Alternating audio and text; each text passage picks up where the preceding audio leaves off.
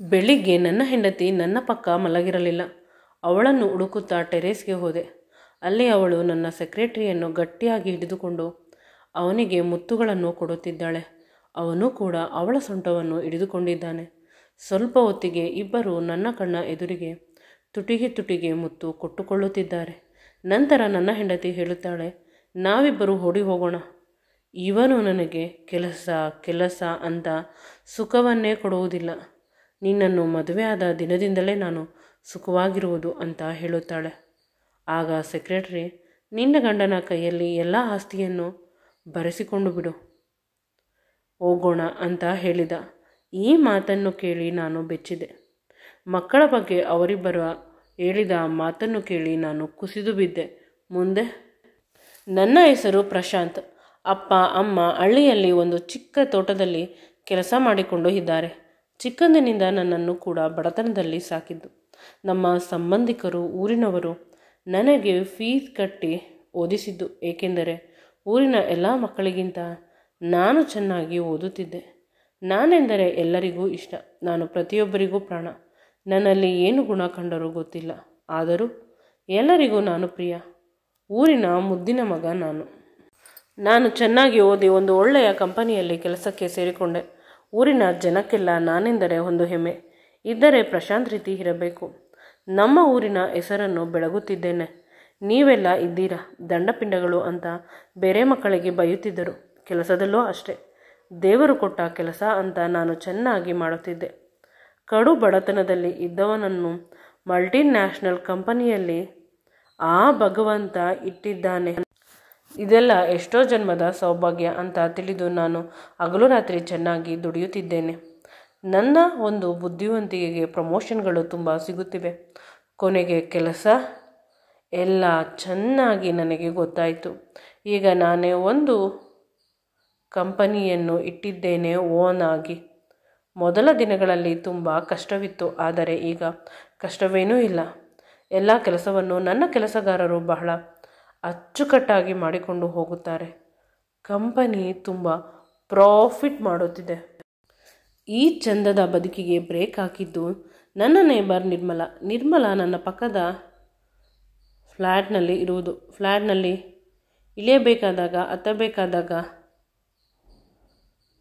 Car parking ಮಾಡಬೇಕಾದಾಗ ಒಂದಲ್ಲ ಒಂದು ರೀತಿ ಹೀಗೆ ಪರಿಚಯವಾಯಿತು. ಒಂದೇ ಬಿಲ್ಡಿಂಗ್ನಲ್ಲಿ ಇದ್ದಿದ್ದರಿಂದ ತುಂಬ. ಅವಳು ಬೆಳ್ಳಗೆ ಇದ್ದಾಳೆ, ಸಣ್ಣಗೆ ಇದ್ದಾಳೆ, ಮುಖ ಲಕ್ಷಣವಾಗಿದೆ. ಅಂದರೆ ಒಂದೇ ಒಂದು ಹೆಸರನ್ನು ಇಡುವಂತಿಲ್ಲ, ಚೆನ್ನಾಗಿಲ್ಲ ಅಂತ. ಸೌಭಾಗ್ಯವತಿಯ ರೀತಿ ಕಾಣುತ್ತಾಳೆ, ದೇವತೆಯ ರೀತಿ. ಮೊದಲು ನಾನೇ ಪ್ರಪೋಸ್ ಮಾಡಿದ್ದು. ಅವಳು ಸ್ವಲ್ಪ ಸಮಯ ಕೇಳಿ ನಂತರ ಅವಳು ಕೂಡ ಒಪ್ಪಿಕೊಂಡಳು. ಇಬ್ಬರು 1 ವರ್ಷ ಪ್ರೀತಿಯಲ್ಲಿ ಇದ್ದೆವು. ಅವಳು ಡಯಟಿಷಿಯನ್ ಆಗಿ ಕೆಲಸ ಮಾಡುತ್ತಿದ್ದಳು. ಮನೆಯಲ್ಲಿ ಈ ವಿಷಯವನ್ನು ಹೇಳಬೇಕು ಅಂತ ಊರಿಗೆ ಹೋದೆ. ಆದರೆ ಅಪ್ಪ ಅಮ್ಮ ಆಗಲೇ ನನಗೆ ಹೇಳದೆ ಎಂಗೇಜ್ಮೆಂಟ್ಗೆ ರೆಡಿ ಮಾಡಿಕೊಂಡಿದ್ದರು. ನನಗೆ ತುಂಬ ಕಷ್ಟವಾಯಿತು. ಅಮ್ಮನನ್ನು ರೂಮಿಗೆ ಕರೆದುಕೊಂಡು ಹೋಗಿ ನನ್ನ ಪ್ರೀತಿಯ ವಿಷಯದ ಬಗ್ಗೆ ಭಯದಿಂದಲೇ ಹೇಳಿದೆ. ಆಗ ಅಮ್ಮ ನನ್ನನ್ನು ಗಟ್ಟಿಯಾಗಿ ತಬ್ಬಿಕೊಂಡಳು. ಅಲ್ಲಿ ಬಂದ ಜನರಿಗೆಲ್ಲ ಅವನಿಗೂ ಕೂಡ ಕೆಲಸಕ್ಕೆ ಹೋಗುವ ಹುಡುಗಿ ಬೇಕಂತೆ, ಅಂತೆ ಕಂತೆ ಈ ರೀತಿ ಹೇಳಿ ಒಪ್ಪಿಸಿದಳು. ಕೊನೆಗೆ ಆ ಹುಡುಗಿಯನ್ನು ನನ್ನ ಚಿಕ್ಕಪ್ಪನ ಮಗ ಸಂತೋಷ್ ಜೊತೆ ಎಂಗೇಜ್ಮೆಂಟ್ ಮಾಡಿಸಿದರು. ಎಲ್ಲ ಸುಖಮಯವಾಗಿ ನಡೆಯಿತು. ಇದಾದ 6 ತಿಂಗಳಿಗೆ ನನ್ನ ಎಂಗೇಜ್ಮೆಂಟ್ ಮದುವೆ ಎಲ್ಲ ನಮ್ಮ ಹಳ್ಳಿಯಲ್ಲೇ ಆಯಿತು. ಊರಿನ ಜನರೆಲ್ಲ ತುಂಬ ಖುಷಿಪಟ್ಟರು. ನೀನು ಎಷ್ಟು ಚೆನ್ನಾಗಿದ್ದೀಯಾ, ಅದಕ್ಕಿಂತ 10 ಪಟ್ಟು ನಿನ್ನ ಹೆಂಡತಿ ಚೆನ್ನಾಗಿದ್ದಾಳೆ. ನಿನ್ನ ಆಯ್ಕೆ ಯಾವಾಗಲೂ ಚೆನ್ನಾಗಿರುತ್ತದೆ, ಎಲ್ಲದರಲ್ಲೂ ನೀನು ಬೆಸ್ಟ್. ಮದುವೆ ಎಲ್ಲ ಕಾರ್ಯಕ್ರಮ ಮುಗಿದ ನಂತರ ನಾವಿಬ್ಬರು ನಮ್ಮ ಮನೆಗೆ ಬಂದು ಬಿಟ್ಟೆವು. ಈ ಮನೆ ಸಾಕಾಗುವುದಿಲ್ಲ ಅಂತ ನಿರ್ಮಲಾ ತುಂಬ ಗಲಾಟೆ ಮಾಡುತ್ತಿದ್ದಳು. ಅವಳ ನಂಟರುಗಳು ತುಂಬ ಜನ. ವಾರಕ್ಕೆ 1 ಫ್ಯಾಮಿಲಿ ಆದರೂ ಬರುತ್ತದೆ. ಆದ್ದರಿಂದ ವಿಧಿಯಿಲ್ಲದೆ ನಾನು ಬೇರೆ ಅಪಾರ್ಟ್ಮೆಂಟ್ಗೆ ಶಿಫ್ಟ್ ಆಗಬೇಕಿತ್ತು. ಹೇಗಿದ್ದರೂ ಸೈಟ್ ತೆಗೆದುಕೊಂಡಿದ್ದೆ ಬೆಂಗಳೂರಿನಲ್ಲಿ. ಮದುವೆಗಿಂತ ಮುಂಚೆ ಅದರಲ್ಲಿ ಮನೆ ಕಟ್ಟಿಸುವ ಪ್ರಯತ್ನ ಶುರುವಾಯಿತು. ಎಲ್ಲ ನಿರ್ಮಲಳ ಹಠದಿಂದ. ಅವಳು ಮನೆಯ ಸಂಪೂರ್ಣ ಜವಾಬ್ದಾರಿ ತೆಗೆದುಕೊಂಡಳು. ಮನೆ ಕಟ್ಟಿ ಆಯಿತು. ನನ್ನ ಬದುಕಿನಲ್ಲಿ ಎಲ್ಲ ಸರಿ ಹೋಗಿದೆ. ಇನ್ನೊಂದು ಮಗು ಬೇಕು ಅಂತ ಕೇಳಿದ್ದಕ್ಕೆ ಅವಳು ಜೋರು ಜಗಳ ಮಾಡಿದಳು. ಹೆಂಡತಿ ಎಂದರೆ ಕೇವಲ ನಿಮಗೆ ಮಕ್ಕಳನ್ನು ಮಾಡಿಕೊಡಬೇಕು, ನೀವು ಹೇಳಿದ ಹಾಗೆ ಕೇಳಬೇಕು, ನಮಗೆ ಆಸೆ ಆಕಾಂಕ್ಷೆ ಇರುವುದಿಲ್ಲ ಅಲ್ಲವೇ? ಆಗ ಅರ್ಥವಾಯಿತು, ಅವಳು ತನ್ನ ಪ್ರೊಫೆಷನ್ ಬಿಟ್ಟು ಬಿಟ್ಟಿದ್ದಾಳೆ, ಅದಕ್ಕೆ ಇಷ್ಟೊಂದು ಕೋಪ ಇರಬಹುದು ಅಂತ. ಊರಿನಿಂದ ಅಪ್ಪ ಅಮ್ಮನನ್ನು ಕರೆಸಿದೆ. ಇವಳನ್ನು ಕೆಲಸಕ್ಕೆ ಹೋಗಲು ಹೇಳಿದೆ. ಅಪ್ಪ ಅಮ್ಮ ಎಲ್ಲ ಜವಾಬ್ದಾರಿಯನ್ನು ತೆಗೆದುಕೊಂಡರು. ಇವಳು ಆರಾಮವಾಗಿ ಕೆಲಸಕ್ಕೆ ಹೋಗಿ ಬರುತ್ತಾಳೆ, ಯಾವುದೇ ಟೆನ್ಷನ್ ಇಲ್ಲ. ಮನೆಯ ಕಡೆ ಇಬ್ಬರಿಗೂ. ಈ ಮಧ್ಯೆ ನಮ್ಮಿಬ್ಬರ ಬದುಕಿನಲ್ಲಿ ಅಬ್ಬಿ ಆರಾಧ್ಯ ಇಬ್ಬರು ಮಕ್ಕಳು ಬಂದರು. ಅಪ್ಪ ಅಮ್ಮ ಬಂದ ಮೇಲೆ ಇವಳು ಖುಷಿಯಾಗಿ ಇರುತ್ತಿದ್ದಳು. ಯಾವುದೇ ಜವಾಬ್ದಾರಿ ಇಲ್ಲದೇ ಇದ್ದುದರಿಂದ 2 ವರ್ಷ ಗ್ಯಾಪಿನಲ್ಲಿ ಇಬ್ಬರು ಮಕ್ಕಳಾದರು. ಆ ಮಕ್ಕಳನ್ನು ಕೆಳಗೆ ಬಿಡದಂತೆ ಸಾಕಿದರು. ನಮ್ಮ ಸಂಸಾರ ಆನಂದ ಸಾಗರದಂತೆ ಇತ್ತು. ಯಾವುದೇ ರೀತಿಯ ತಂಟೆ ತಕರಾರು ಇರಲಿಲ್ಲ. ಕೆಲಸವೂ ಕೂಡ ನನ್ನ 2ನೇ ಮಗಳು ಹುಟ್ಟಿದ ಮೇಲೆ ತುಂಬ ಚೆನ್ನಾಗಿ ನಡೆಯುತ್ತಿದೆ. ಇನ್ನೊಂದು ಕಂಪನಿಯನ್ನು ಇಟ್ಟಿದ್ದೇನೆ. ಈಗ 2 ಸಾಫ್ಟ್ವೇರ್ ಕಂಪನಿಗಳು. ಇದೇ ಕೆಲಸ ಜಾಸ್ತಿ, ಒತ್ತಡ ಜಾಸ್ತಿ. ಇಂದು ಕೆಲಸದಿಂದ ಮನೆಗೆ ಹೋದೆ. ಅಮ್ಮ ನನಗೆ ಕುಡಿಯಲು ಟೀ ಕೊಟ್ಟು ಹೇಳುತ್ತಾಳೆ, ನಾಳೆ ಎಲ್ಲರೂ ಮನೆ ದೇವರಿಗೆ ಹೋಗೋಣ ಅಂತ. ಅಮ್ಮ, ನನಗೆ ಒಂದು ಮೀಟಿಂಗ್ ಇದೆ, ನೀವುಗಳು ಹೋಗಿ ಬನ್ನಿ, ನೀವು ಮತ್ತು ಅಪ್ಪ. ನಾನು, ಮಕ್ಕಳು, ನಿರ್ಮಲಾ ಇನ್ನೊಂದು ಸಲ ಹೋಗುತ್ತೇವೆ ಅಂತ ಹೇಳಿ ನನ್ನ ರೂಮಿಗೆ ಹೋದೆ. ನನಗೆ ತುಂಬ ಕೆಲಸವಿತ್ತು. ಕೆಲಸ ಮಾಡುತ್ತಾ ಮಲಗಿದ್ದೆ. ನನಗೆ ತಿಳಿದಿಲ್ಲ. ಬೆಳಿಗ್ಗೆ ಎಚ್ಚರವಾದಾಗ ಸುಮಾರು 5:30 ಗಂಟೆ. ರಾತ್ರಿ ಕೂಡ ನಾನು ನಿರ್ಮಲಾ ಜೊತೆ ಮಾತನಾಡಲಿಲ್ಲ. ಅವಳ ಜೊತೆ ಮಾತನಾಡಬೇಕು ಅಂತ ಅನಿಸಿದೆ. ಅವಳನ್ನು ಹುಡುಕುತ್ತಾ ಟೆರೇಸ್ ಮೇಲೆ ಹೋದೆ. ಅಲ್ಲಿ ಒಂದು ಮೂಲೆಯಲ್ಲಿ ನಿರ್ಮಲಾ ಯಾರನ್ನೋ ಗಟ್ಟಿಯಾಗಿ ತಬ್ಬಿಕೊಂಡು ಮುತ್ತನ್ನು ಕೊಡುತ್ತಿದ್ದಳು. ಹತ್ತರ ಓದಿದಂತೆ ನನಗೆ ತಿಳಿಯಿತು, ಅದು ನನ್ನ ಸೆಕ್ರೆಟರಿ ಅಂತ. ನಾನು ಬೆಚ್ಚಿ ಕೆಳಗೆ ಕೂತಿದೆ. ಇವಳು ನೋಡಿದರೆ ಇವನನ್ನು ಪ್ರೀತಿಸುತ್ತಿದ್ದಾಳೆ. ಈ ವಯಸ್ಸಿನಲ್ಲಿ ಇದೆಲ್ಲ ಹೇಗೆ? ನನಗೆ ತುಂಬ ಭಯವಾಯಿತು. ಜೀವನದಲ್ಲಿ ಅಷ್ಟು ಬಡತನದಲ್ಲೂ ಕೂಡ ನಾನು ಎಂದೂ ಕೂಡ ಇಷ್ಟೊಂದು ನೋವು ತಿಂದಿಲ್ಲ. ಇಂದು ನನ್ನ ಎದುರಿಗೆ ನನ್ನ ಸಂಪೂರ್ಣ ಬದುಕು ಕೆಳಗೆ ಕುಸಿಯಿತು. ಎಲ್ಲ ಮುಗಿದು ಹೋಯಿತು. ಅವನು ಅವಳನ್ನು ಗಟ್ಟಿಯಾಗಿ ಹಿಡಿದುಕೊಂಡಿದ್ದಾನೆ. ಜೋರಾಗಿ ಕಿರುಚಬೇಕು, ಇಬ್ಬರಿಗೂ ಚೆನ್ನಾಗಿ ಹೊಡೆಯಬೇಕು ಅಂತ ಅನಿಸುತ್ತಿದೆ. ಆದರೆ ನನ್ನ ಗಂಟಲಿನಿಂದ ಧ್ವನಿ ಬರುತ್ತಿಲ್ಲ. ತುಂಬ ನೋವಾಗುತ್ತಿದೆ. ನಾನು ಕುಳಿತ ಶಬ್ದಕ್ಕೆ ಅವರಿಬ್ಬರು ನನ್ನ ಕಡೆ ನೋಡಿದರು. ನಾನು ಬಂದಿದ್ದು ತಿಳಿದು ಸೆಕ್ರೆಟರಿ ಕೂಡ ಕಕ್ಕಾಬಿಕ್ಕಿಯಾದ. ಇಬ್ಬರಿಗೂ ಕೂಡ ನಾನು ಇಲ್ಲಿ ಬಂದಿದ್ದು ಆಶ್ಚರ್ಯ, ಭಯ ಎರಡೂ ಉಂಟು ಮಾಡಿದ್ದು. ನನ್ನವಳೇ ನಿರ್ಮಲಾ ಬಂದು ನನ್ನ ಕೈಯನ್ನು ಮುಟ್ಟಿದಳು. ನಾನು ಅವಳನ್ನು ದೂರ ತಳ್ಳಿ ಕೆಳಗೆ ಹೊರಟು ಹೋದೆ. ನಾನು ನನ್ನ ಆಫೀಸ್ ರೂಮ್ಗೆ ಹೋಗಿ ತುಂಬ ಸಿಗರೇಟ್ ಸೇದಲು ಶುರು ಮಾಡಿದೆ. ಇವಳು ಬಂದಳು. ಕಿಟಕಿಯಲ್ಲಿ ಕಾಣಿಸಿತು. ಸೆಕ್ರೆಟರಿ ಹೋದ. ಅವನನ್ನು ಕೆಲಸಕ್ಕೆ ತೆಗೆದುಕೊಂಡ ದಿನದಿಂದ ತುಂಬ ಚೆನ್ನಾಗಿ ಕೆಲಸ ಮಾಡುತ್ತಿದ್ದ. ಎಷ್ಟೋ ಸಲ ಇವಳು ಹೇಳಿದಾಗ ಕೆಲಸದಿಂದ ತೆಗೆದು ಬಿಟ್ಟಿದ್ದರೆ ಇಂದು ಈ ಪರಿಸ್ಥಿತಿ ಬರುತ್ತಿರಲಿಲ್ಲ. ನನ್ನ ಹೆಂಡತಿ ಬಂದು ನನ್ನ ಬಳಿ ಏನು ಮಾತನಾಡಲು ಪ್ರಯತ್ನಿಸಿದಳು. ನಾನು ಅವಕಾಶ ಮಾಡಿಕೊಟ್ಟಿಲ್ಲ. ಆಗ, ಇಷ್ಟು ದಿನ ನಿಮ್ಮ ಜೊತೆ ಸಂಸಾರ ಮಾಡಿದ್ದೇನೆ, ನಿಮ್ಮ 2 ಮಕ್ಕಳ ತಾಯಿ, ಒಂದು ಬಾರಿ ನನಗೆ ಮಾತನಾಡಲು ಅವಕಾಶ ಮಾಡಿಕೊಡಿ ಅಂತ ರಿಕ್ವೆಸ್ಟ್ ಮಾಡಿದಳು. ಅವನು ಕೆಲಸಕ್ಕೆ ಬಂದ ದಿನದಿಂದಲೂ ನಾನು ನಿಮ್ಮ ಬಳಿ ಹೇಳುತ್ತಾ ಬಂದಿದ್ದೇನೆ, ಮೊದಲು ಅವನನ್ನು ಕೆಲಸದಿಂದ ತೆಗೆದುಬಿಡಿ, ನನಗೆ ಅವರಿಂದ ಪಾಸಿಟಿವ್ ವೈಬ್ ಬಂದಿಲ್ಲ ಅಂತ. ಆದರೆ ನೀವೇ, ಅವನು ತುಂಬ ಚೆನ್ನಾಗಿ ಓದಿದ್ದಾನೆ, ಅಷ್ಟು ಡಿಗ್ರಿ ಇಷ್ಟು ಡಿಗ್ರಿ, ಅವನ ಬುದ್ಧಿವಂತಿಕೆ ನಮ್ಮ ಕಂಪನಿಗೆ ಬೇಕು ಅಂತ ಹೇಳುತ್ತಿದ್ದೀರಿ. ಅವನ ಆ ಬುದ್ಧಿ ಹೆಚ್ಚಾಗಿ ನಿಮ್ಮನ್ನು ಮತ್ತು ಮಕ್ಕಳನ್ನು ಮುಗಿಸಲು ಪ್ರಯತ್ನಿಸುತ್ತಿದ್ದ. 2-3 ಬಾರಿ ನಾನು ಇದನ್ನು ನೋಡಿ ರೆಡ್ ಹ್ಯಾಂಡ್ ಆಗಿ ಅವನನ್ನು ಹಿಡಿದೆ.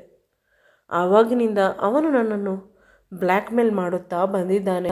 ನಿಮಗೆ ಈ ವಿಷಯ 2-3 ಸಲ ನಾನು ಹೇಳಿದೆ, ಆದರೆ ನೀವು ನಂಬಿಲ್ಲ. ಬದಲಿಗೆ ನನ್ನನ್ನೇ ಮನೆ ಬಿಟ್ಟು ಹೋಗು ಅಂತ ಹೇಳಿದಿರಿ.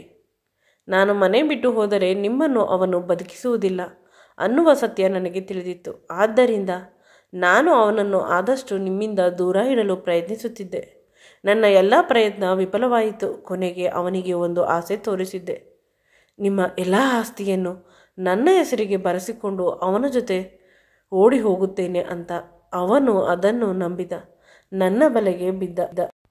ನಿಮಗೆ ಹೇಗೆ ಹೇಳಲಿ ಅಂತ ಅವಳ ಫೋನ್ನಲ್ಲಿ ಇದ್ದ ಅವನು ಮಾತನಾಡುವ ವಿಡಿಯೋವನ್ನು ತೋರಿಸಿದಳು. 3 ತಿಂಗಳಿಂದ ಅವನ ಚೇಷ್ಟೆಯನ್ನು ನೋಡಿ ನೋಡಿ ಸಾಕಾಗಿದೆ.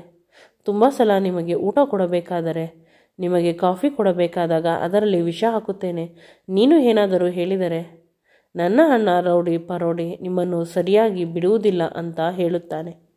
ಅದು ನಿಜ ಕೂಡ ಆಯಿತು. ಮೊನ್ನೆ ನೀವು ಬರಬೇಕಾದಾಗ ಯಾವುದೋ ಒಂದು ಪರೋಡಿ ಬಂದು ನಿಮ್ಮ ಕಾರನ್ನು ಹೊಡೆದು ಹಾಕಿದ್ದರು ಅಂತ.